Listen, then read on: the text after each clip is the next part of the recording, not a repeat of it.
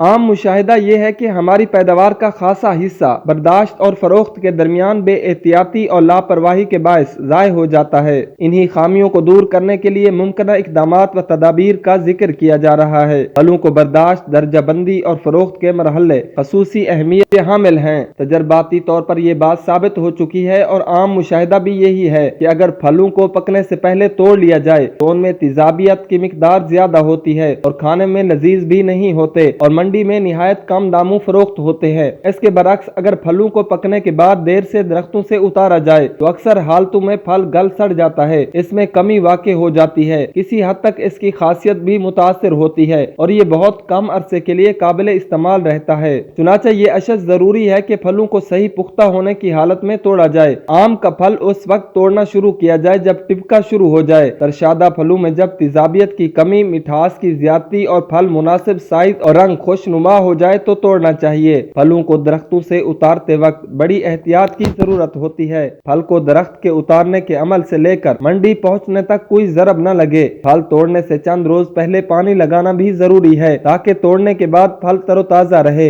یہ بات عام مشاہدے میں آئی ہے کہ باغبان پھل توڑ کر زمین پر گرا دیتے ہیں جس سے پھل زخمی ہو جاتا ہے اور اس میں جراثیم داخل ہو جاتے ہیں اور پھل گلنا سڑنا شروع ہو جاتا ہے۔ پھل کو کپڑے کے تھیلوں میں جمع کر کے نیچے اتارنا چاہیے۔ ڈنڈی پھل کی سطح کے برابر کینچی سے کاٹی جائے اور اکیلے اکیلے پھل کو زمین یا ٹوکری میں رکھنا چاہیے۔ پھل کو منڈی میں پہنچانے سے پہلے اس کی درجہ بندی کرنا بے حد ضروری ہے۔ رائج الوقت درجہ بندی کے لحاظ سے سائز کی 3 اقسام ہیں، یعنی بڑا، درمیانہ اور چھوٹا۔ پھل کریٹوں میں بند کرنے کے لیے اس کی تہوں میں کاغذ ضرور رکھنا چاہیے۔ اس کے علاوہ کریٹوں میں ہوا کی آمد و رفت کا بھی خاطر خواہ انتظام ہونا چاہیے۔ پھل کی نوعیت کے مطابق تہوں کی تعداد رکھنی چاہیے تاکہ پھل وزن سے خراب نہ ہونے پائیں۔ کریٹ پر پھل توڑنے کی تاریخ، نام، قسم اور تعداد وغیرہ کا اندراج ہونا چاہیے۔